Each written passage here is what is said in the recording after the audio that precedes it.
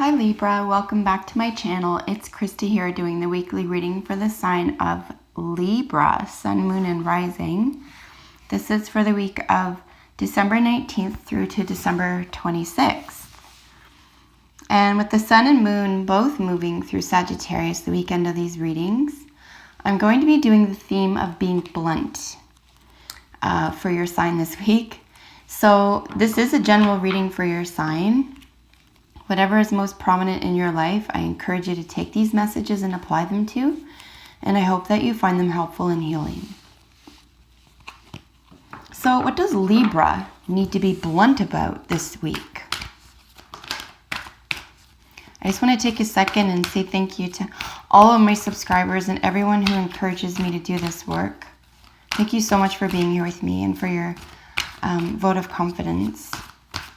I will be back the second week of January for more oracle readings, including new videos with different content.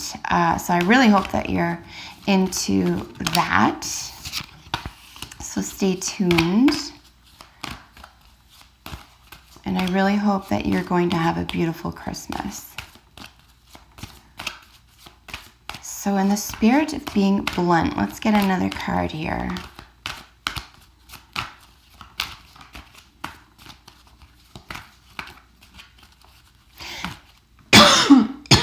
Excuse me. First thing I'm noticing here, Libra, by the way, is your treasure island representing you. This is really just law and attraction. I am going to pull from the deck. Perfect. You kind of have everything at your fingertips right now. You've got treasure island, you have law and attraction, you have Nirvana, you have peace. So you have some semblance of what it is that you desire and what you are willing to give to the rest of the world as a gift. The only caveat here in terms of being blunt is, are you avoiding any of this, right? So this is what's available to you, you see? This is what the oracle suggests is available to you. And there could be an element of maybe shooting yourself in the foot on some level here about something in particular that only you know you need to be blunt with yourself about, right? So your general energy is building blocks. This is where we're looking at the energy of having had created something already. So basically you just need to decide here. Is it bringing in the Nirvana and the law of attraction and the peace that you desire? Or do you have to start over? Or do you have to do something different here? Because this has already begun, right? But you don't necessarily have to tear it down. Anything that's already begun here, you don't necessarily have to start over, but you can inject a new view into it. You can inject new life into it because you do have law of attraction as your central card representing you this week. So what is it that you're attracting to yourself? I just did Virgo's reading, for example, and discussed a really important terminology when learning how to cease behaving as or being viewed as or being wrapped up in a sense of victimhood as opposed to ownership, responsibility, and asking, how can I learn from this? So what we discussed in that, for example, was switching up the why, especially if anything, let's say there's a snowstorm the day of your interview, you go to get dressed for work, you spill a coffee on yourself, okay? Like just the little whys I'm just talking about right now, not the big whys, like why me? Why did this happen to me? If we switch that up from why to what, we actually begin to empower ourselves incredibly quickly and incredibly well. So if there's any concept in your life that you've been asking why over the past however long, I'm suggesting here, you're going to take the next at least week, probably two, to start switching that up into what. What can I learn from this? What's to be gained from this? What could I have done differently? What could I do differently next time? That type of thing. That's ownership and responsibility. It also allows very different things into your circle of circumstance. as well. So this will switch up for you fairly quickly. If you're having trouble with law of attraction in the first place, if you're not, keep going the way you're going. Be blunt with how you're going. Keep this equilibrium here between the air and the water, right? We're looking at emotions. We're looking at intellect. We're looking at everything you need right in the middle of that. And some ancient iconography here as well. Anytime we're looking at owls and turtles, we're looking at really ancient pictographs. It's not the right word for this. Images. Which is really ancient. So this could be your whole world, right? So remember, law of attraction does affect your whole world, and it affects the other people in it, including who you meet and who you don't.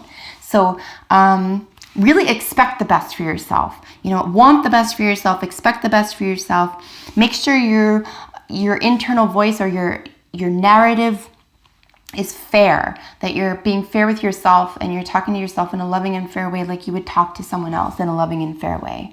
And here with milk and honey, this is the influence to your current position. This is your Nirvana card. This is really knowing what you want. So it's not like you don't know what you want here, or you don't even know necessarily how to get it here. It's just that there could be some old patterns or old thought processes or old narratives, right? The story we tell ourselves about ourselves that could be tripping things up a little bit. Again, remember, we're looking at something we've already built here. And then your probable outcome being peace. This is a beautiful way to want to go about acting and interacting in the world. So recall here that this precedes this, right? Your law of attraction and then your peace. Really just make a vow here that this is what you want, right? That this is what you want, not only available to you, but that you want to project into the world. And this will also help to lead you to higher levels of peace and self-awareness, consciousness here. And of course, nirvana, having what you need, or knowing what it is you need and knowing how to get it.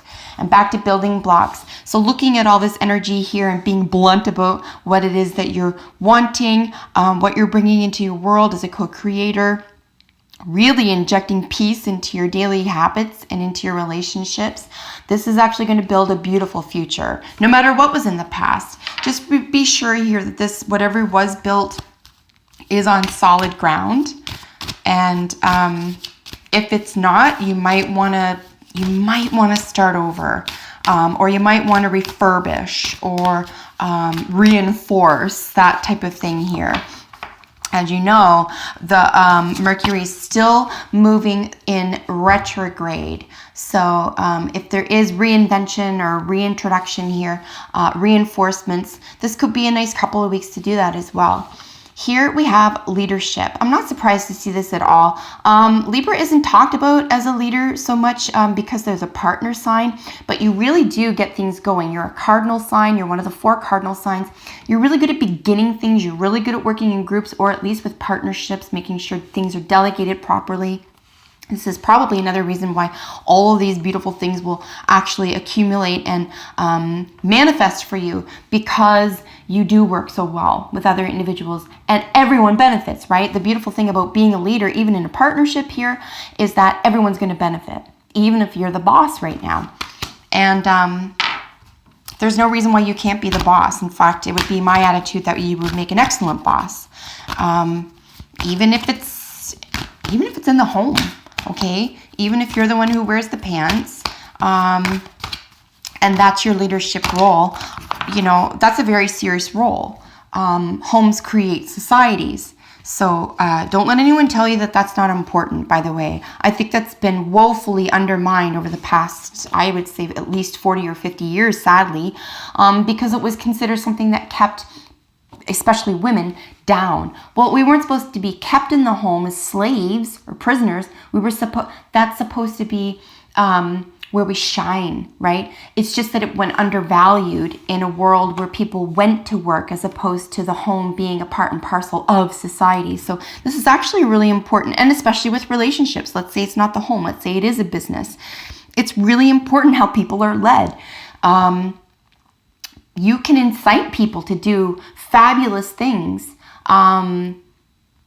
for example, that they wouldn't have thought of or that they didn't think they were capable of, just by believing in them and telling them that it's possible and how much everyone's going to benefit. So it's a great skill that Libras have. And you can be blunt. This is another thing that Libras have, is you have that ability to be blunt in this leadership role, still have friends, still have people appreciate you and respect you, and the job still gets done. So retreat and meditation are two pullback cards for you. This is where you're being asked to maybe reflect. And again, with the new year around the corner, it's perfectly on par. It's on balance here, frankly, to do a little bit of meditation and to go within, to find out, perhaps even after hearing this, what is the best way for me to move forward with this type of outcome that I want. You know, I know this is available to me. I know I'm a co-creator. What I really appreciate and desire is peace. I am a leader. I'm going to go within and find the answers there. Unless you know specifically a book or a film or a documentary to turn to, I would suggest going within, find those answers there. You'll also learn how to lean on yourself and trust your instincts, and continue building something beautiful here.